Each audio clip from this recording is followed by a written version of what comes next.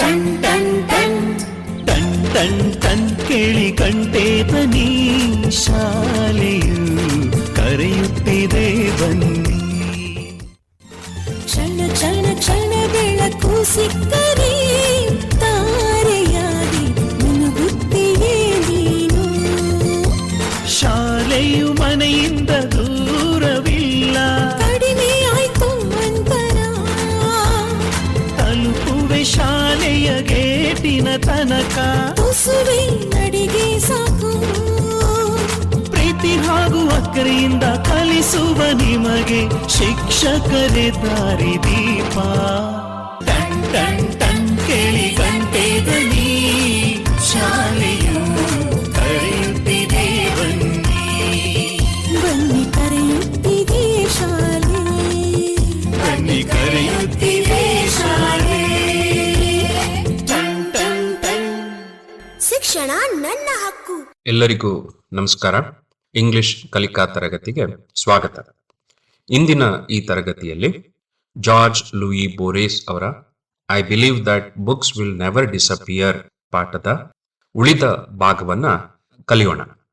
ನಾನು ಹಿಂದಿನ ತರಗತಿಯಲ್ಲಿ ಜಾರ್ಜ್ ಲೂಯಿ ಬೋರೇಸ್ ಅವರ ಮೊದಲ ಸಾಹಿತ್ಯಕ ಓದು ಲಿಟರರಿ ರೀಡಿಂಗ್ ಯಾವುದಾಗಿತ್ತು, ಮತ್ತೆ ಅವರ ತಾಯಿ ಹೇಗೆ ಅವರ ವ್ಯಕ್ತಿತ್ವವನ್ನ ರೂಪಿಸಿಕೊಂಡಿದ್ರು, ಮತ್ತೆ ಅವರ ವ್ಯಕ್ತಿತ್ವ ಹೇಗಿತ್ತು, ಹಾಗೆ ಬೋರೇಸ್ ಅವರ ಬ್ಲೈಂಡ್ನೆಸ್, ಅವರ ದೃಷ್ಟಿಹೀನತೆಯ ಸ್ಥಿತಿ ಅವರು ಹೇಗೆ ಸ್ವೀಕರಿಸಿದ್ದಾರೆ, ಹೀಗೆ ಈ ವಿಷಯಗಳನ್ನ ಕಳೆದ ತರಗತಿಯಲ್ಲಿ ಚರ್ಚೆ ಮಾಡ್ತಾ ಇದ್ವಿ.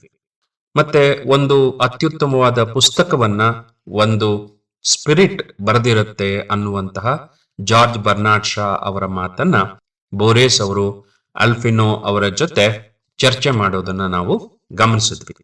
ಹಾಗೆ ನಾನು ಕಳೆದ ತರಗತಿಯನ್ನ ಅಂತ್ಯಗೊಳಿಸ್ಬೇಕಾದ್ರೆ, ಎಂಡ್ ಮಾಡಬೇಕಾದ್ರೆ, ಬೋರೇಸ್ ಅವರ ಒಂದು ಮಾತನ್ನ ಎಲ್ಲರೂ ಬರೆದಿಟ್ಕೊಳ್ಬೇಕು, ಒಂದ್ ಕಡೆ ಯಾವಾಗ್ಲೂ ಕಣ್ಣಿಗೆ ಕಾಣೋ ಹಾಗೆ, ನೆನಪಲ್ಲಿ ಸದಾ ಉಳಿಯೋ ಹಾಗೆ ಮಾಡ್ಕೊಳ್ಬೇಕು ಅಂತ ಹೇಳಿ ಒಂದು ವಿಷಯವನ್ನ ನಾನು ನಿಮ್ಗೆ ಹೇಳಿದ್ದೆ.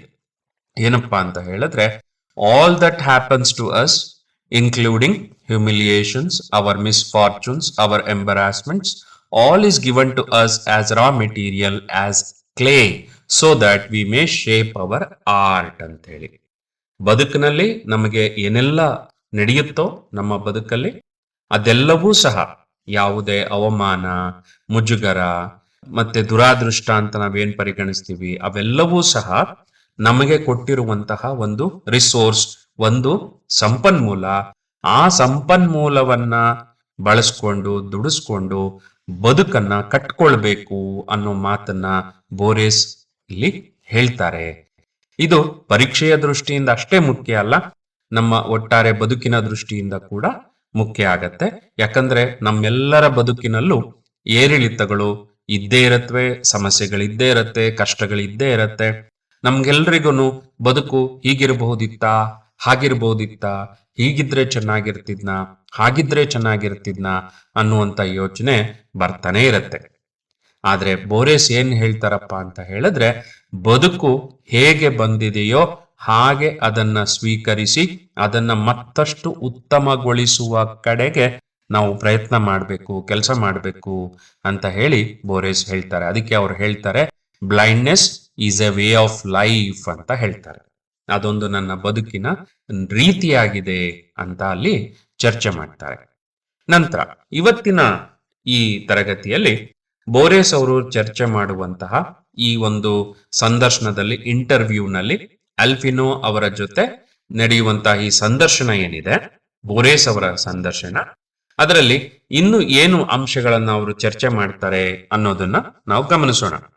ಅಲ್ಫಿನೋ ಒಂದು ಮಾತನ್ನ ಕೇಳ್ತಾರೆ, Borges, what is poetry, how do you define it ಅಂತ ಹೇಳಿ ಕೇಳ್ತಾರೆ. ನೀವು ಒಂದು ಪದ್ಯವನ್ನ, ಒಂದು ಕವನವನ್ನ, ಕಾವ್ಯವನ್ನ ಹೇಗೆ ವಿವರಿಸ್ತೀರಿ ಅಂತ ಕೇಳ್ತಾರೆ.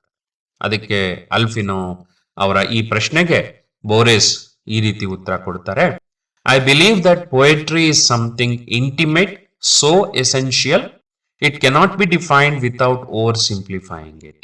It would be like attempting to define the colour yellow, love, the fall of leaves ಅಂತ ಹೇಳ್ತಾರೆ. ಮುಂದುವರೆದು ಹೇಳ್ತಾರೆ, I believe that poetry is then aesthetic act. Poetry is not the poem, for the poem may be nothing more than a series of symbols. Poetry is the poetic act that takes place when the poet writes it, when the reader reads it. It always happens in a slightly different manner ಅಂತ ಅವರು ಹೇಳ್ತಾರೆ. ಹಾಗೆ ಹೇಳ್ತಾರೆ, poetry is magical, mysterious, unexplainable, although not incomprehensible event ಅಂತ ಹೇಳ್ತಾರೆ. ಏನ್ ಹೀಗಂದ್ರೆ ಅಂತ ಹೇಳಿದ್ರೆ, ಕಾವ್ಯ ಅನ್ನೋದು, ಪದ್ಯ ಅನ್ನೋದು ನಮಗೆ ಬಹಳ ಆಪ್ತವಾದಂತ ವಿಷಯ, ಇಂಟಿಮೇಟ್ ಮತ್ತೆ ಅಗತ್ಯವಾದದ್ದು, ಎಸೆನ್ಷಿಯಲ್ ಅಂತ ಹೇಳ್ತಾರೆ. ಇದನ್ನ ವಿವರಿಸೋದು ಅಂತ ಹೇಳಿದ್ರೆ, ಹಳದಿ ಬಣ್ಣ ಅಂದ್ರೆ ಹೀಗಿರತ್ತೆ, ಪ್ರೀತಿ ಅಂದ್ರೆ ಹೀಗಿರತ್ತೆ, ಮರದಿಂದ ಚಳಿಗಾಲದಲ್ಲಿ ಎಲೆ ಹೀಗ್ ಬೀಳತ್ತೆ ಅಂತ ವಿವರಿಸಿದ ಹಾಗಾಗತ್ತೆ. ಅಷ್ಟು ಸರಳವಾದದ್ದು, ಅಷ್ಟು ಸರಳವಾದ ವಿಚಾರ ಪದ್ಯ. ಕಾವ್ಯ, ಪದ್ಯ, ಹಾಡು ಇಲ್ಲದೆ ಇರುವ ಮನುಷ್ಯರೇ ಇಲ್ಲ. ಎಲ್ಲರ ಬದುಕಿನಲ್ಲೂ ಪದ್ಯ ಅನ್ನೋದು ಅವರ ಬದುಕಿನ ಭಾಗ ಆಗಿರುತ್ತೆ ಅಂತ ಬೋರೆಸ್ ಹೇಳ್ತಾರೆ. ಮತ್ತೆ ಇನ್ನೊಂದು ವಿಷಯನ ಬೋರೆಸ್ ಹೇಳ್ತಾರೆ, ಕಾವ್ಯವನ್ನ ಬರೆದ ಕವಿ ಮತ್ತು ಅದನ್ನು ಓದುವ ಓದುಗನ ನಡುವೆ ನಡೆಯುವಂತಹ ಪ್ರಕ್ರಿಯೆ ಏನಿದೆಯಲ್ಲ, ಆ ಪ್ರಕ್ರಿಯೆಯೇ ಒಂದು ಕಲಾತ್ಮಕವಾದಂತ ಪ್ರಕ್ರಿಯೆ ಅಂತ ಹೇಳ್ತಾರೆ. ಈಸ್ ದೆನ್ ಏಸ್ಥೆಟಿಕ್ ಆಕ್ಟ್ ಅಂತ ಹೇಳ್ತಾರೆ, ಒಂದು ಕಲಾತ್ಮಕವಾದಂತಹ ಕ್ರಿಯೆ ಅಂತ ಹೇಳ್ತಾರೆ. ಹಾಗೆ ಪದ್ಯ ಬರೆದವರು ಮತ್ತೆ ಓದುವವರ ನಡುವೆ ನಡೆಯುವಂತಹ ಒಂದು ಪ್ರಕ್ರಿಯೆ, ಒಂದು ಕ್ರಿಯೆ ಅಂತ ಹೇಳ್ತಾರೆ. ಹಾಗೆ ಪದ್ಯ ಅನ್ನೋದು ಒಂದು ಮ್ಯಾಜಿಕಲ್ ಆದಂತ, ಮಿಸ್ಟೀರಿಯಸ್ ಆದಂತ, ಅನ್ಎಕ್ಸ್ಪ್ಲೈನಬಲ್ ಅಂದ್ರೆ ವಿವರಿಸಲು ಸಾಧ್ಯವಿಲ್ಲದ ಒಂದು ಅಂಶ ಅಂತ ಹೇಳ್ತಾರೆ. ಹಂಗಂತ ಅರ್ಥ ಆಗೋದೇ ಇಲ್ಲ ಅಂತಲ್ಲ, ಇನ್ಕಾಂಪ್ರಹೆನ್ಸಿಬಲ್ ಅಲ್ಲ, ಇಟ್ ಈಸ್ ಕಾಂಪ್ರಹೆನ್ಸಿಬಲ್, ಅರ್ಥ ಆಗತ್ತೆ, ಆದ್ರೆ ಅದೊಂದು ಮ್ಯಾಜಿಕ್ ಆದಂತ ಒಂದು ಅಂಶ ಅಂತ ಹೇಳ್ತಾರೆ. ಈಗ ಈ ವಿವರಣೆಯನ್ನ ಕೇಳ್ತಾ ಇರ್ಬೇಕಾದ್ರೆ ನೀವು ನಮ್ಮ ನಾಡಗೀತೆಯನ್ನ ಒಮ್ಮೆ ನೆನಪು ಮಾಡ್ಕೊಳ್ಬಹುದು. ಜಯ ಭಾರತ ಜನನಿಯ ತನುಜಾತೆ, ಜಯ ಹೇ ಅಂತ ಏನು ಈ ಪದ್ಯ ಹೇಳುತ್ತಲ್ಲ, ಅಲ್ಲಿ ನೀವು ಗಮನಿಸಿ, ಜಯ ಭಾರತ ಜನನಿಯ ತನುಜಾತೆ. ನಿಮಗೆ ಅದೇನೋ ನಮ್ದು ಜಯ ಭಾರತ ಜನನಿಯ ತನುಜಾತೆ. ಹಾಗೆ ನೀವು ಹೇಳುವಂತ ಜನಗಣ ಮನ ಅಧಿನಾಯಕ ಜಯ ಹೇ, ಆ ಪದಗಳು ನಿಮಗೆ ಬಹಳ ಆಪ್ತವಾದದ್ದು, ನಮ್ದು ಅಂತ ನಿಮಗೆ ಅನ್ಸುತ್ತೆ. ಒಂದೇ ಮಾತರಂ ಅಂತ ಹೇಳಿದಾಗ ಹೀಗೆ ಒಂದು ಪದ್ಯ ಅನ್ನೋದು ಆಪ್ತವಾದಂಥದ್ದು. ಹಾಗೆ ನಿಮ್ಮ ಇಷ್ಟದ ಸಿನಿಮಾ ಹಾಡನ್ನು ಕೂಡ ಒಂದು ಕಾವ್ಯದ ಪದ್ಯದ ಪ್ರಕಾರವಾಗಿ ನೀವು ಹೀಗೆ ಗಮನಿಸ್ಬೋದು. ಆ ಪದಗಳನ್ನ ಕೇಳಿದ್ರೆ, ಆ ಶಬ್ದಗಳನ್ನ ಕೇಳಿದ್ರೆ ನಿಮಗೆ ಇದು ನಂದು ಅಂತ ಅನ್ಸುತ್ತಲ್ಲ, ಅದು ಒಂದು ಕಾವ್ಯದ ಗುಣ ಅಂತ ಬೋರೆಸ್ ಹೇಳ್ತಾರೆ. ಮುಂದೆ ಎಮಿಲಿ ಡಿಕ್ಕಿನ್ಸನ್ ಅನ್ನುವಂತ ಇನ್ನೊಬ್ಬ ಕವಿಯತ್ರಿಯ ಉದಾಹರಣೆಯನ್ನ ಕೊಡ್ತಾ ಪದ್ಯದಲ್ಲಿ ಪದಗಳ ಜೋಡಣೆ ಎಷ್ಟು ಮುಖ್ಯ ಅನ್ನೋದನ್ನ ವಿವರಿಸ್ತಾರೆ. ನಂತರ ಅಲ್ಫಿನೋ ಅವರು ಒಂದು ಪ್ರಶ್ನೆಯನ್ನ ಕೇಳ್ತಾರೆ, you have said that metaphors exist from our very beginnings, could you expound that concept ಅಂತ ಕೇಳ್ತಾರೆ. ರೂಪಕಗಳು ಅಂತ ಒಂದು ಇನ್ನೊಂದನ್ನ ಹೋಲಿಸಿ ಅದು ಹೀಗಿದೆ ಅಂತ ಹೇಳೋದಕ್ಕೆ ಮೆಟಾಫರ್ ಅಂತ ಹೇಳ್ತಾರೆ. ಸಾಮ್ಯತೆ ಇಲ್ಲದೆ ಇರುವಂತಹ ಎರಡು ಅಂಶಗಳನ್ನ ಪರಸ್ಪರ ಹೋಲಿಕೆ ಮಾಡಿ ಅದನ್ನ ರೂಪಕಗಳು ಅಂತ ಕರೀತಾರೆ. ಇಂಗ್ಲಿಷ್ ನಲ್ಲಿ ಅದನ್ನ ಮೆಟಾಫರ್ ಅಂತ ಹೇಳ್ತಾರೆ.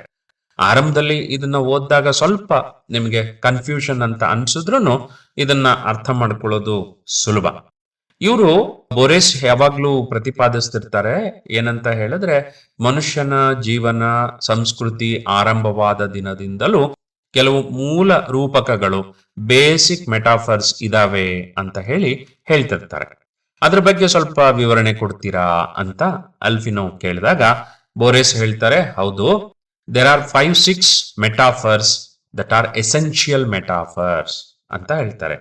ಹಾಗಿದ್ರೆ ವಾಟ್ ಆರ್ ದೋಸ್ ಮೆಟಾಫರ್ಸ್ ಅಂತ ಅಲ್ಫಿನೋ ಕೇಳಿದಾಗ ಬೋರೆಸ್ ಹೇಳ್ತಾರೆ, ಒಂದು ಪಟ್ಟಿಯನ್ನ ಬೋರೆಸ್ ಕೊಡ್ತಾರೆ. ಏನಪ್ಪಾ ಅಂತ ಹೇಳಿದ್ರೆ, ಟೈಮ್ ಅಂಡ್ ಎ ರಿವರ್, ಕಾಲ ಮತ್ತು ಒಂದು ನದಿ. ನೋಡಿ, ಕಾಲ ಮತ್ತು ನದಿ ಇವೆರಡನ್ನು ಹೋಲಿಸುವಂತದ್ದೇನೆ ರೂಪಕಗಳು, ರೂಪಕ ಅಂತ ಹೇಳಿ. ಸಮಯ ಯಾವಾಗ್ಲೂ ಚಲಿಸ್ತಾ ಇರತ್ತೆ, ಹಾಗೆ ನದಿ ಕೂಡ ಯಾವಾಗ್ಲೂ ಚಲಿಸ್ತಾ ಇರತ್ತೆ. ನೀವು ನದಿಯ ನೀರಿನ ಹರಿವಿಕೆಯನ್ನ ನೋಡಿದ್ರೆ ಅದು ಎತ್ತರದ ಪ್ರದೇಶದಿಂದ ತಗ್ಗಿನ ಪ್ರದೇಶಕ್ಕೆ ನೀರು ಹರಿತಾ ಇರತ್ತೆ. ಯಾವ ಕಾರಣಕ್ಕೂ ನೀರು ವಾಪಸ್ಸು ನದಿಯಲ್ಲಿ ಹಿಂಚಲಿಸೋದಿಲ್ಲ, ಹಿಂದಕ್ಕೆ ಬರೋದಿಲ್ಲ. ನೀವು ಆನ್ ಚಿಲ್ಡ್ರನ್ ಪದ್ಯವನ್ನ ಓದಿದ್ದೀರಿ, second PUC English text book ಅಲ್ಲಿ. ಅಲ್ಲಿ ಒಂದ್ ಮಾತನ್ನ ಹೇಳ್ತಾರೆ, ಎಸ್ಟರ್ಡೇ, ನೆನ್ನೆಯಲ್ಲಿ ಕಾಲ ಯಾವತ್ತು ಉಳ್ಕೊಳ್ಳೋದಿಲ್ಲ, ನೆವರ್ ಟ್ಯಾರೀಸ್ ಅಂತ ಹೇಳ್ತಾರೆ. ಅಂದ್ರೆ ಕಾಲ ಚಲಿಸ್ತಾ ಇರತ್ತೆ, ಅದು ಯಾವತ್ತೂ ಅಲ್ಲೇ ಉಳ್ಕೊಳ್ಳೋದಿಲ್ಲ. ಹಾಗೆ ಸಮಯ ಮತ್ತು ನದಿ ಒಂದು ರೂಪಕ, ಬೇಸಿಕ್ ಮೆಟಾಫರ್ ಅಂತ ಹೇಳ್ತಾರೆ. ಹಾಗೆ ಬದುಕು ಮತ್ತೆ ಕನಸು, ಲೈಫ್ ಅಂಡ್ ಡ್ರೀಮ್. ನಂತರ ಡೆತ್ ಅಂಡ್ ಸ್ಲೀಪ್. ತುಂಬಾ ಸರಿ ಮನೆಯಲ್ಲಿ ನಾವು ಚಿಕ್ಕವರಿದ್ದಾಗ ಮಲಗಿ ತಕ್ಷಣ ಬೆಳಗ್ಗೆ ಎಷ್ಟೊತ್ತಾದ್ರೂ ಎಳೆದೇ ಇದ್ರೆ ಬಹಳ ಸರಿ ಹೇಳ್ತಾರೆ, ಏನಪ್ಪಾ ಸತ್ತಂಗ್ ಬಿದ್ದಿದ್ಯಾ, ಎದ್ದಳು ಮೇಲೆ ಅಂತ ಹೇಳಿ ಹೇಳ್ತಿರ್ತಾರೆ. ಸೊ ನಿದ್ದೆ ಅನ್ನೋದು ಕೂಡ ಒಂದು ತಾತ್ಕಾಲಿಕ ಸಾವಿನ ರೂಪದಲ್ಲಿ ಇರುತ್ತೆ, ಡೆತ್ ಅಂಡ್ ಸ್ಲೀಪ್. ಹಾಗಾಗಿ ಇವೆರಡು ಹೋಲಿಕೆ ಮಾಡಬಹುದಾದಂತ ರೂಪಕಗಳು ಅಂತ ಹೇಳ್ತಾರೆ. ನಂತರ ಸ್ಟಾರ್ಸ್ ಅಂಡ್ ಐಸ್, ನಕ್ಷತ್ರಗಳು ಮತ್ತೆ ಕಣ್ಣುಗಳು ಪರಸ್ಪರ ಹೋಲಿಕೆ ಮಾಡುವಂತಹ ರೂಪಕಗಳು ಅಂತ ಹೇಳ್ತಾರೆ. ಕಣ್ಣುಗಳಲ್ಲೂ ಕೂಡ ಕಾಂತಿ ಇರುತ್ತೆ, ಹಾಗೆ ನಕ್ಷತ್ರಗಳಲ್ಲೂ ಯಾವಾಗ್ಲೂ ಕಾಂತಿ ಅಂದ್ರೆ ಬೆಳಕು ಇರುತ್ತೆ. ನಂತರ ಫ್ಲವರ್ಸ್ ಅಂಡ್ ವಿಮೆನ್ ಅಂತ ಹೇಳಿ ಬೇಸಿಕ್ ಮೆಟಾಫರ್ ಅಂತ ಹೇಳಿ ಹೇಳ್ತಾರೆ. ಮಹಿಳೆ ಮತ್ತು ಹೂವು ಇಬ್ಬರಲ್ಲೂ ಕೂಡ ಸಮಾನವಾದಂತ ಗುಣಗಳು ಇದಾವೆ, ಪರಸ್ಪರ ಹೋಲಿಕೆ ಮಾಡಬಹುದಾದಂತ ಅಂಶ ಅಲ್ಲಿ ಇದೆ ಅಂತ ಹೇಳಿ ಹೇಳ್ತಾರೆ. ಸೊ ಹೀಗೆ 5 ಬೇಸಿಕ್ ಮೆಟಾಫರ್ಗಳನ್ನ ಬೋರಿಸ್ ಪಟ್ಟಿ ಮಾಡ್ತಾರೆ. ಯಾವುದೆಲ್ಲ ಅಂತ ಹೇಳಿದ್ರೆ, time and A river, life and dreams, death and sleep, stars and ice, flowers and women. So ಈ 5 ಮೆಟಾಫರ್ಗಳನ್ನ ಏನು ಇಲ್ಲಿ ಬೋರೇಸ್ ಅವರು ಪಟ್ಟಿ ಮಾಡ್ತಾ ಇದ್ದಾರೆ, ಇದನ್ನ ನೀವು ಒಂದ್ ಕಡೆ ಬರೆದು ಅಭ್ಯಾಸ ಮಾಡ್ಕೊಳ್ಳಿ. ಯಾಕಂತ ಹೇಳಿದ್ರೆ ಇದರಲ್ಲಿ 1 ಅಂಕದ ಪ್ರಶ್ನೆ ಕೇಳಿದಾಗ ಈ ಕಾಂಬಿನೇಷನ್ ಸರಿ ಇದೆಯಾ ಅಂತ ಹೇಳಿ ಕೇಳಬಹುದು, ಜೋಡಣೆ ಸರಿ ಇದೆಯಾ, ಯಾವುದು ಜೋಡಣೆ ತಪ್ಪಾಗಿದೆ, ರಾಂಗ್ ಪೇರ್ ಯಾವುದಿದೆ ಅಂತನೂ ಕೂಡ ಕೇಳ್ಬಹುದು. ಅಥವಾ 2 ಅಂಕದ ಪ್ರಶ್ನೆಗೆ ಬಂದಾಗ ಯಾವುದಾದರೂ 2 ಬೇಸಿಕ್ ಮೆಟಾಫರ್ಗಳನ್ನ ಹೆಸರಿಸಿ ಅಂತಾನು ಕೇಳಬಹುದು. 3 ಅಂಕಕ್ಕೆ ಬಂದಾಗ ಯಾವುದೆಲ್ಲ ಮೆಟಾಫರ್ಗಳನ್ನ ಬೇಸಿಕ್ ಮೆಟಾಫರ್ ಅಂತ ಹೇಳಿ ಕರೀತಾರೆ, ಯಾಕೆ ಕರೀತಾರೆ, why they are called so ಅನ್ನುವಂತ ಪ್ರಶ್ನೆನೂ ಕೂಡ ಕೇಳಬಹುದು. ಒಟ್ನಲ್ಲಿ ಈ ಬೇಸಿಕ್ ಮೆಟಾಫರ್ಸ್ ನ ಆಲೋಚನೆ ಏನು ಬೋರೇಸ್ ಅವರು ಕೊಡ್ತಾರೆ ಬಹಳ ಮುಖ್ಯ ಆಗತ್ತೆ ಪರೀಕ್ಷೆಯ ದೃಷ್ಟಿಯಿಂದ. ಹಾಗೆ ನಿಮ್ಮಲ್ಲಿ ಯಾರಾದ್ರೂ ಕವಿ ಆಗ್ಬೇಕು, ನಾನು ಬರಹವನ್ನ ಕೈಗೊಳ್ಬೇಕು, I want to be a writer, I want to be a poet ಅನ್ನೋ ಆಲೋಚನೆ ನಿಮ್ಗಿದ್ರೆ ಈ ಮೆಟಾಫರ್ಗಳ ಯೋಚನೆ ಮತ್ತೆ ಇದರ ಹಿಂದೆ ಕಾವ್ಯ ಅಂದ್ರೇನು, ವಾಟ್ ಈಸ್ ಪೊಯೆಟ್ರಿ ಅಂತ ಹೇಳಿ ಬೋರೇಸ್ ಕೊಡುವ ಎಕ್ಸ್ಪ್ಲನೇಷನ್ ಇದೆಯಲ್ಲ, ಅದು ತುಂಬಾ ಮುಖ್ಯ ಆಗತ್ತೆ. ನಿಮ್ಮ ಕಲ್ಪನೆಗೆ ಅನುಸಾರವಾಗಿ, ನಿಮ್ಮ ಗ್ರಹಿಕೆಗೆ ಅನುಸಾರವಾಗಿ ನೀವು ಕೂಡ ಕವಿಗಳಾಗಬಹುದು, ಬರಹಗಾರರಾಗಬಹುದು, ಬದುಕನ್ನ ಅರ್ಥ ಮಾಡಿಕೊಳ್ಳುವಂತ ಕೆಲಸನ ನೀವೆಲ್ಲರೂ ಮಾಡಬಹುದು. ಹಾಗಾಗಿ ಬೋರೇಸ್ ಹೇಳ್ತಾ ಇರುವಂತ ಈ ಒಂದು ಅಂಶನ ಸೂಕ್ಷ್ಮವಾಗಿ ಗಮನಿಸಿ, ಪರೀಕ್ಷೆ ದೃಷ್ಟಿಯಿಂದ ಅಷ್ಟೇ ಅಲ್ಲ, ಕಲಿಯುವ ದೃಷ್ಟಿಯಿಂದ ಕೂಡ ಅಂತ ಹೇಳಿ ನಾನು ನಿಮ್ಗೆ ಹೇಳ್ತೇನೆ. ನಂತರ ಅಲ್ಫಿನೋ ಇನ್ನೊಂದು ಮುಖ್ಯವಾದ ಪ್ರಶ್ನೆಯನ್ನ ಕೇಳ್ತಾರೆ. ಏನಪ್ಪಾ ಅಂತ ಹೇಳಿದ್ರೆ, ಜನ ಇತ್ತೀಚೆಗೆ ಬರ್ತಾ ಇರುವಂತ modern developments in communication will replace and the books disappear ಅಂತ ಹೇಳಿ ಹೇಳ್ತಾರೆ. ಇದ್ರ ಬಗ್ಗೆ ನಿಮ್ಮ ಅಭಿಪ್ರಾಯ ಏನು, what do you think of that ಅಂತ ಕೇಳಿ ಹೇಳ್ತಾರೆ. There are people who speak of the disappearance of books and they assert that modern developments in communications will replace them with something more dynamic that will require less time than reading ಅನ್ನುವಂತ ಒಂದು ಪ್ರಶ್ನೆಯನ್ನ ಕೇಳ್ತಾರೆ. ಅಲ್ಲ ಬೋರೇಸ್, ಜನ ಹೇಳ್ತಾರೆ ಈ communication ಅಂತ ಹೇಳಿದಾಗ ಸಂವಹನ ಅಂತ ಹೇಳ್ತೀವಿ, ನೀವು ಫೋನು, ಟಿವಿ ಇವೆಲ್ಲವನ್ನ ನೀವು ಕಮ್ಯುನಿಕೇಶನ್ ನ ಭಾಗ ಆಗಿ ಗಮನಿಸಬಹುದು. ಈ ಕಮ್ಯುನಿಕೇಶನ್ ಏನಿದೆ ಅದು ಅದರ ಟೆಕ್ನಾಲಜಿ ತಂತ್ರಜ್ಞಾನ ಸಾಕಷ್ಟು ಬೆಳೀತಾ ಇದೆ. ಹಾಗಾಗಿ ಜನ ಓದೋದಕ್ಕಿಂತನೂ ಬೇರೆ ಕೆಲಸದಲ್ಲಿ ತೊಡಗ್ತಾರೆ, ಸಿನಿಮಾ ನೋಡೋದ್ರಲ್ಲಿ, ವಿಡಿಯೋ ನೋಡೋದ್ರಲ್ಲಿ ತೊಡಗಿರ್ತಾರೆ. ಹಾಗಾಗಿ ಪುಸ್ತಕಗಳು ಡಿಸಪಿಯರ್ ಆಗ್ತವೆ, ನಾಪತ್ತೆ ಆಗ್ತವೆ, ಇಲ್ದಂಗ್ ಆಗ್ತವೆ ಅಂತ ಹೇಳಿ ಜನ ಹೇಳ್ತಾ ಇದ್ದಾರೆ. ಇದ್ರ ಬಗ್ಗೆ ನಿನ್ನ ಅಭಿಪ್ರಾಯ ಏನು ಅಂತ ಹೇಳಿ ಆಲ್ಫಿನೋ ಬೋರೆಸ್ ಅವರನ್ನ ಕೇಳ್ತಾರೆ. ಈಗ ಈ ಪಾಠದ ಶೀರ್ಷಿಕೆ ಏನಿದೆಯಲ್ಲ, I believe that books will never disappear, ಆ ಭಾಗಕ್ಕೆ ಈಗ ಸಂದರ್ಶನ ಬರುತ್ತೆ. ಇದು ಈ ಪಾಠದ ಕೊನೆಯ ಭಾಗ, ಆದ್ರೆ ಬಹಳ ಮುಖ್ಯವಾದಂತಹ ಭಾಗ. ಇಲ್ಲಿರೋ ಪ್ರತಿಯೊಂದು ಸಾಲನ್ನು ನೀವು ವಿವರವಾಗಿ ಅರ್ಥ ಮಾಡ್ಕೊಳ್ಳುವಂಥದ್ದು ಅಗತ್ಯ ಇದೆ. ಬೋರೆಸ್ ಹೇಳ್ತಾರೆ, I believe that books will never disappear. ಅವರು ಹೇಳೋ ಈ ಮಾತೆ ಈ ಪಾಠದ ಟೈಟಲ್ ಆಗತ್ತೆ. I believe that books will never disappear ಅಂತ ಹೇಳ್ತಾರೆ. ಬೋರೆಸ್ ಹೇಳ್ತಾರೆ, ನನ್ನ ನಂಬಿಕೆಯ ಪ್ರಕಾರ ಪುಸ್ತಕಗಳು ಇಲ್ಲವಾಗುವ ಪ್ರಶ್ನೆಯೇ ಇಲ್ಲ, ಅವು ನಾಪತ್ತೆಯಾಗುವಂತಹ ಅವಕಾಶನೇ ಇಲ್ಲ, ಅವು ಎಂದಿಗೂ ನಮ್ಮ ಜೊತೆಗೆ ಇರ್ತವೆ ಅಂತ ಹೇಳ್ತಾರೆ. ಅದಕ್ಕೆ ಅವರು ಕಾರಣನ ಕೊಡ್ತಾರೆ. It is impossible that will happen. ಆ ರೀತಿ ಆಗೋದಿಕ್ಕೆ ಅಸಾಧ್ಯ, ಸಾಧ್ಯನೇ ಇಲ್ಲ. ಇಂಪಾಸಿಬಲ್, ಪಾಸಿಬಲ್ ಸಾಧ್ಯ, ಇಂಪಾಸಿಬಲ್ ಅಸಾಧ್ಯ. ಇಂಪಾಸಿಬಲ್, IM ಅನ್ನುವಂತಹ ಪ್ರಿಫಿಕ್ಸ್ ಅನ್ನ ಪಡ್ಕೊಂಡು ಈ ಪಾಸಿಬಲ್ ಅನ್ನೋ ಪದ ವಿರುದ್ಧಾರ್ಥಕ, ಪಾಸಿಬಲ್ ಅನ್ನೋ ಪದದ ವಿರುದ್ಧಾರ್ಥಕ ಪದ ಆಗಿ ಇಂಪಾಸಿಬಲ್ ರಚನೆ ಆಗತ್ತೆ. ಇದನ್ನ ನೀವು ಗಮನಿಸಬೇಕು. Among the many inventions of man, the book without a doubt is the most astounding. All other are extension of our bodies ಅಂತ ಹೇಳ್ತಾರೆ. ಮನುಷ್ಯ ಒಂದು ಜೀವಿಯಾಗಿ ಏನೆಲ್ಲ ಸಂಶೋಧನೆಗಳನ್ನ ಮಾಡಿದ್ದಾನೆ, ಆ ಎಲ್ಲ ಸಂಶೋಧನೆಗಳಲ್ಲಿ ಪುಸ್ತಕ ಅನ್ನೋದು ಅದ್ಭುತವಾದಂತಹ, ಆಶ್ಚರ್ಯ ಚಕಿತಗೊಳಿಸುವಂತಹ, ನಮ್ಮೆಲ್ಲರನ್ನೂ ಕೂಡ ಚಕಿತಗೊಳಿಸುವಂತಹ ಸಂಶೋಧನೆ ಆಗಿದೆ ಅಂತ ಹೇಳ್ತಾರೆ. ಉಳಿದ ಎಲ್ಲ ಸಂಶೋಧನೆಗಳೇನಿದಾವಲ್ಲ, ಇನ್ವೆನ್ಷನ್ಸ್ ಏನಿದಾವಲ್ಲ, ಅವೆಲ್ಲವೂ ನಮ್ಮ ಶರೀರದ ವಿಸ್ತರಣೆ ಅಂತ ಹೇಳ್ತಾರೆ. ಇಲ್ಲಿ ಸ್ವಲ್ಪ ನೀವು ಸೂಕ್ಷ್ಮವಾಗಿ ನಿಧಾನವಾಗಿ ಓದಿ ಅರ್ಥ ಮಾಡ್ಕೊಳ್ಬೇಕಾಗತ್ತೆ. The telephone for example is the extension of our voice ಅಂತ ಹೇಳ್ತಾರೆ. ಈಗ ಫೋನ್ ಅಂತ ಏನ್ ಹೇಳ್ತೀವಿ, ಟೆಲಿಫೋನ್ ಅಂದ್ರೆ ಮೊಬೈಲ್ ಫೋನ್, ಇವೆಲ್ಲವೂ ಕೂಡ ನಮ್ಮ ಧ್ವನಿಯ ವಿಸ್ತರಣೆ ಅಂತ ಹೇಳಿ. ಈಗ ನಾವೊಂದ್ 4 ಜನ ಅಕ್ಕಪಕ್ಕ ಕೂತು ಮಾತಾಡ್ತೀವಿ, ನಮ್ಮ ಧ್ವನಿ, ಒಬ್ರು ಮಾತಾಡಿದ ಧ್ವನಿ ಇನ್ನೊಬ್ಬರ ಕಿವಿಗೆ ತಲುಪುತ್ತೆ. ಅದೇ ಈಗ ನಾನು ಮೈಸೂರಿನಲ್ಲಿ ಕೂತು HD ಕೋಟೆ ಸರಗೂರಿನಲ್ಲಿ ಇರುವಂತ ಒಬ್ಬ ವ್ಯಕ್ತಿಗೆ ನಾನು ಫೋನ್ ಮಾಡಿದಾಗ ನನ್ನ ಧ್ವನಿ ಆ ಫೋನಿನ ಮೂಲಕ ಆ ವ್ಯಕ್ತಿಯ ಕಿವಿಯನ್ನ ತಲುಪುತ್ತೆ. ಹಾಗಾಗಿ ಈ ದೂರವಾಣಿ ಅಂತ ಹೇಳೋದು, ಟೆಲಿಫೋನ್ ಅಂತ ಹೇಳೋದು, ಅಥವಾ ಈಗ ನೀವು ಪಾಠ ಕೇಳ್ತಾ ಇರುವಂತ ರೇಡಿಯೋ ಇರ್ಬೋದು, ಅಥವಾ ಇನ್ನೊಂದು ಯೂಟ್ಯೂಬ್ ಚಾನೆಲ್ ಇರ್ಬೋದು, ಅಥವಾ ವಿಡಿಯೋ ರೂಪದಲ್ಲಿ ಇರ್ಬೋದು, ಆಡಿಯೋ ಫೈಲ್ನ ರೂಪದಲ್ಲಿ ಇರಬಹುದು, ಇವೆಲ್ಲವೂ ಕೂಡ ಧ್ವನಿಯ ವಿಸ್ತರಣೆ, ಒಂದು ತಂತ್ರಜ್ಞಾನದ ವಿಸ್ತರಣೆ ಅಂತ ಬೋರೆಸ್ ಹೇಳ್ತಾರೆ. ಸೊ ಹಾಗಾಗಿ telephone is the extension of our voice ಅಂತ ಹೇಳ್ತಾರೆ. ನಂತರ ಹೇಳ್ತಾರೆ, telescope and microscope R the extension of our site. ಹಾಗೆ ನಮ್ಮ ಕಣ್ಣಿನ ದೃಷ್ಟಿ ಏನಿರುತ್ತಲ್ಲ, ಆ ದೃಷ್ಟಿಯ ವಿಸ್ತರಣೆನೇ ಮೈಕ್ರೋಸ್ಕೋಪ್ ಮತ್ತೆ ಟೆಲಿಸ್ಕೋಪ್ ಅಂತ ಹೇಳ್ತಾರೆ. ಟೆಲಿಸ್ಕೋಪ್ ಅಂದ್ರೆ ದೂರದರ್ಶಕ, ಮೈಕ್ರೋಸ್ಕೋಪ್ ಅಂತ ಹೇಳಿದ್ರೆ ಸೂಕ್ಷ್ಮ ದರ್ಶಕ. ನಮ್ಮ ಕಣ್ಣಿಗೆ ಕಾಣದೆ, ಕಣ್ಣಿನ ದೃಷ್ಟಿಗೆ ನಿಲುಕದೇ ಇರುವಂತ ವಸ್ತುವನ್ನ ನಾವೇನ್ ಮಾಡ್ತೀವಿ, ದೂರದರ್ಶಕದ ಮೂಲಕ, ಟೆಲಿಸ್ಕೋಪ್ನ ಮೂಲಕ ನೋಡ್ತೇವೆ. ಹಾಗೆ ಅತ್ಯಂತ ಸೂಕ್ಷ್ಮವಾದಂತ ಜೀವಿಗಳು, ಅಂಶಗಳೇನಿರುತ್ತೆ, ಅದನ್ನ ನಾವು ಮೈಕ್ರೋಸ್ಕೋಪ್ ಅಲ್ಲಿ ದೊಡ್ಡದು ಮಾಡಿ, ಮ್ಯಾಗ್ನಿಫೈ ಮಾಡಿ ನಾವು ನೋಡ್ತೇವೆ. ಸೊ ಹಾಗಾಗಿ ಕಣ್ಣಿನ ದೃಷ್ಟಿಯ ವಿಸ್ತರಣೆ ಯಾವ್ದಾಗತ್ತೆ, ಟೆಲಿಸ್ಕೋಪ್ ಮತ್ತು ಮೈಕ್ರೋಸ್ಕೋಪ್ ಆಗತ್ತೆ. ಹಾಗೆ ಅವ್ರು ಇನ್ನೊಂದು ಮಾತು ಹೇಳ್ತಾರೆ, the sword and the flow R the extensions of our arms ಅಂತ ಹೇಳ್ತಾರೆ.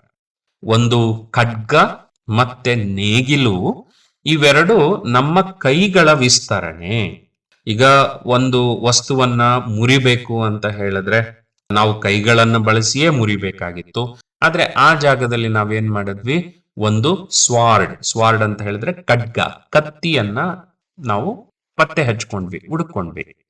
ಹಾಗೆ ನೇಗಿಲು, ವ್ಯವಸಾಯ ಮಾಡಬೇಕಾದ್ರೆ ಭೂಮಿಯನ್ನ ಉಳುಮೆ ಮಾಡಬೇಕಾದ್ರೆ, ಆ ಉಳುಮೆ ಮಾಡಬೇಕಾದ್ರೆ ಭೂಮಿಯನ್ನ ಸಡಿಲ ಮಾಡಬೇಕಾದ್ರೆ ಮೊದಲು ನಾವು ಕೈಗಳಿಂದಲೇ ಮಾಡಬೇಕು, ಅಂದ್ರೆ ಸಾವಿರಾರು ವರ್ಷಗಳ ಹಿಂದೆ. ನಂತರ ನಾವೇನ್ ಮಾಡಿದ್ವಿ, ನೇಗಿಲನ್ನ ಸಂಶೋಧಿಸ್ಕೊಂಡ್ವಿ.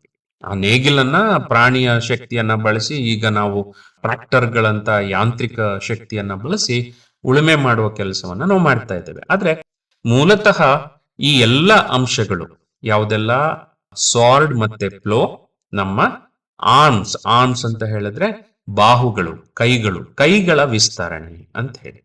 ಹಾಗಾಗಿ ಮನುಷ್ಯನ ಎಲ್ಲ ಸಂಶೋಧನೆಗಳಲ್ಲಿ ಪುಸ್ತಕ ಅನ್ನೋದು, ಬುಕ್ ಇಸ್ ದ ಮೋಸ್ಟ್ ಅಸ್ಟೌಂಡಿಂಗ್, ಆಶ್ಚರ್ಯಚಕಿತಗೊಳಿಸುವ, ಅದ್ಭುತ ಎನ್ನಿಸುವಂತಹ ಸಂಶೋಧನೆ ಅಂತ ಹೇಳಿ ಬೋರೆಸ್ ಹೇಳ್ತಾರೆ. ನಂತರ ಉಳಿದ ಎಲ್ಲ ಸಂಶೋಧನೆಗಳು, telephone extension of our voice, telescope and microscope are extension of our sight, sword and plough are extension of our arms ಅಂತ ಹೇಳಿ ಬೋರೆಸ್ ಹೇಳ್ತಾರೆ. ಕೊನೆಗೆ ಒಂದ್ ಮಾತನ್ನ ಹೇಳ್ತಾರೆ, only the book is an extension of our imagination and memory ಅಂತ ಹೇಳ್ತಾರೆ. ಆದ್ರೆ ಪುಸ್ತಕ ಒಂದೇ ನಮ್ಮ ಕಲ್ಪನೆ ಮತ್ತು ನೆನಪಿನ ವಿಸ್ತರಣೆ ಅಂತ ಹೇಳ್ತಾರೆ. ಈ ಅಂಶ ಬಹಳ ಮುಖ್ಯ ಆಗತ್ತೆ. ಉಳಿದ ಎಲ್ಲ ಇನ್ವೆನ್ಷನ್ಗಳು ಮನುಷ್ಯನ ವಿವಿಧ ಅಂಗಗಳ ವಿಸ್ತರಣೆ ಆದ್ರೆ, ಪುಸ್ತಕ ಮಾತ್ರ ಮನುಷ್ಯನ ಕಲ್ಪನೆ, ಇಮ್ಯಾಜಿನೇಷನ್ ಮತ್ತೆ ಅವನ ನೆನಪು, ಸ್ಮೃತಿ, ಇವೆರಡರ ವಿಸ್ತರಣೆ ಅಂತ ಹೇಳಿ ಅವ್ರು ಹೇಳ್ತಾರೆ. ನಂತರ ಅಲ್ಫಿನೋ ಒಂದು ಮಾತು ಕೇಳ್ತಾರೆ, you state in a memorable passage that literature is a dream ಅಂತ ಹೇಳಿ ಒಂದು ಮಾತನ್ನ ಹೇಳ್ತಾರೆ. ಸಾಹಿತ್ಯ ಅನ್ನೋದು ಕೂಡ ಒಂದು ಕನಸಲ್ವಾ, ಕನಸು ಅಂತಾನೆ ನೀವೊಂದು ಕಡೆ ಒಂದು ಪ್ಯಾಸೇಜ್ ನಲ್ಲಿ, ಒಂದು ಬರಹದಲ್ಲಿ ಬರೀತೀರಿ ಅಂತ ಹೇಳಿ ಹೇಳ್ತಾರೆ. ಯಾಕಂದ್ರೆ ಕಲ್ಪನೆ ಅನ್ನೋದು ಕನಸು ಕೂಡ ಆಗತ್ತಲ್ವಾ, ಕಾಲ್ಪನಿಕ ಕಲ್ಪನೆ, ಇಮ್ಯಾಜಿನೇಷನ್, ವಾಸ್ತವ ಅಲ್ಲದೆ ಇರುವಂತದ್ದು ಕಲ್ಪಿಸ್ಕೊಳ್ಳೋದನ್ನ ಇಮ್ಯಾಜಿನೇಷನ್ ಅಂತ ಹೇಳ್ತೀವಿ. ಅದಕ್ಕೆ ಅವ್ರು ಹೇಳ್ತಾರೆ, ಹೌದು literature is a dream, controlled dream ಅಂತ ಹೇಳ್ತಾರೆ. ಮುಂದಕ್ಕೆ ಹೇಳ್ತಾರೆ, I believe that we owe literature almost everything we are, what we have been and also what we will be. ಪುಸ್ತಕದಲ್ಲಿರೋದೇನು ಸಾಹಿತ್ಯ ಆಗಿರುತ್ತೆ. ಹಾಗಾಗಿ ಬೋರೆಸ್ ಹೇಳ್ತಾರೆ, ನಾವು ಮಾನವರಾಗಿ ಇದುವರೆಗೆ ಆಗಿದ್ದೆವು, ಈಗ ಏನು ಆಗಿದ್ದೇವೆ, ಮುಂದೆ ಏನು ಆಗಲಿದ್ದೇವೆ. Everything we are, what we have been and what we will be, ಇವೆಲ್ಲವೂ ಸಹ ಸಾಹಿತ್ಯಕ್ಕೆ ಸೇರ್ತದೆ. ನಾವು ಇವತ್ತು ಆಗಿರುವ ರೀತಿ ಏನಿದೆ, ಮುಂದೆ ಆಗುವ ವ್ಯವಸ್ಥೆ ಏನಿದೆ, ಇವೆಲ್ಲವೂ ಕೂಡ ಸಾಹಿತ್ಯದಿಂದಲೇ ಪ್ರೇರೇಪಿತವಾದದ್ದು, ಸಾಹಿತ್ಯದಿಂದಲೇ ರೂಪಿತವಾದದ್ದು ಅಂತ ಹೇಳಿ ಬೋರೆಸ್ ಹೇಳ್ತಾರೆ. ಮತ್ತೆ hour past is nothing but A sequence of dreams ಅಂತ ಹೇಳ್ತಾರೆ. ನಾವು ಕಾಲ ಏನಿದೆ ಅದು ತುಂಬಾ ಸರಿ ನಮ್ಗೆ ಕನಸಿನ ಹಾಗೆ ಕಾಣುತ್ತೆ ಅಂತ ಹೇಳಿ. ಈಗ ನಾನು ಪಾಠ ಮಾಡ್ತಾ ಇರೋದು, ಈ ಪಾಠ ಸೆಕೆಂಡ್ PUC ಇಂಗ್ಲಿಷ್ ಓದುವ ಮಕ್ಕಳಿಗೆ. ಸೊ ಈ PUC ಓದ್ತಾ ಇರುವಂತ ನೀವು ಈ ಮಾತನ್ನ ಕೇಳ್ತಾ, ನಿಮ್ಮ 5ನೇ ಕ್ಲಾಸು 6ನೇ ಕ್ಲಾಸ್ನಲ್ಲಿ ನೀವು ಶಾಲೆಗೆ ಹೋಗಿದ್ದು, ನೀವು ಕ್ಲಾಸಲ್ಲಿ ಪಾಠ ಕೇಳಿದ್ದನ್ನ ನೆನಪು ಮಾಡ್ಕೊಂಡ್ರೆ ನಿಮಗೆ ಅಯ್ಯೋ ಅದೊಂದು ಕನಸು ಅನ್ನೋ ಹಾಗೆ ಅನ್ಸುತ್ತೆ. ಸೊ ಹಾಗಾಗಿ ನಮ್ಮ ಪಾಸ್ಟ್ ಏನಿದೆಯಲ್ಲ, ಆ ಪಾಸ್ಟ್ ಯಾವಾಗ್ಲೂ ಕನಸಾಗಿರತ್ತೆ. ಆ ಕನಸನ್ನ ನಾವೇನ್ ಮಾಡ್ತೀವಿ, ನೆನಪು ಮಾಡ್ಕೊಳ್ತೀವಿ.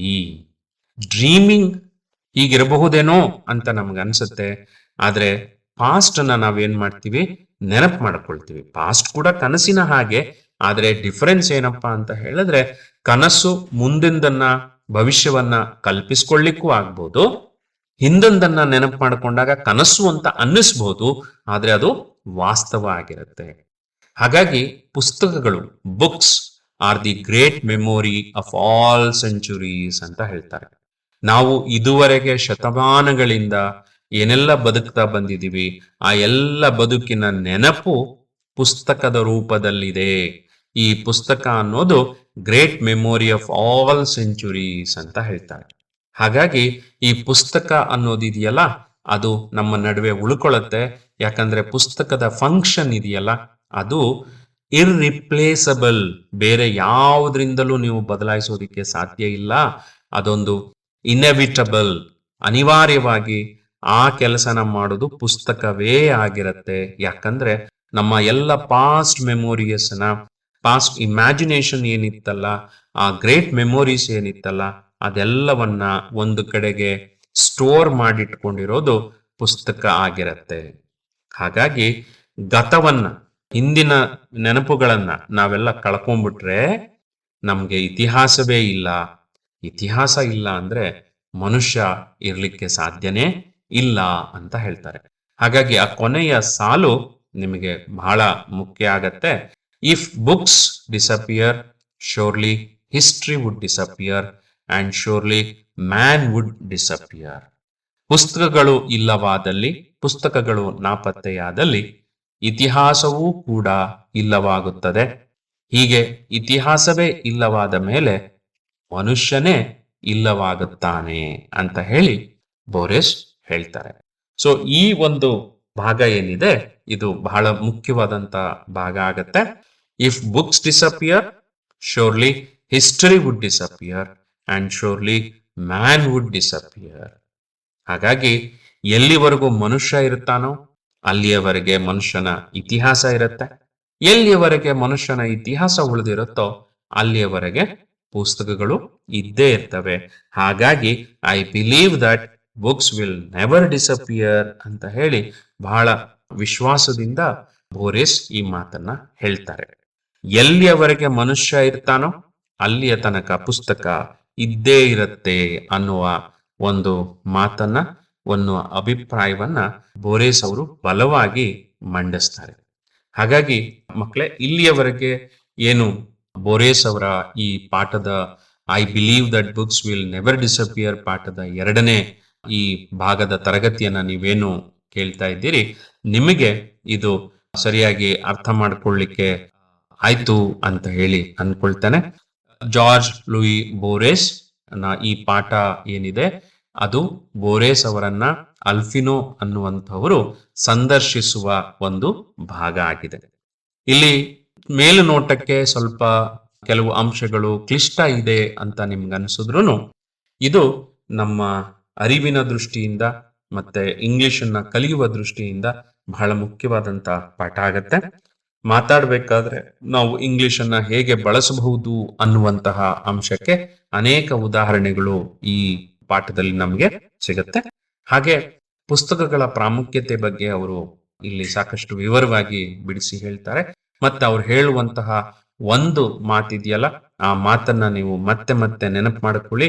ಇಡೀ ಪಾಠ ಓದಿದ್ದಕ್ಕೆ ನಿಮಗೆ ಸಾರ್ಥಕ ಆಗತ್ತೆ, ನಿಮ್ಮ ಬದುಕಿಗೆ ಅನುಕೂಲ ಆಗತ್ತೆ.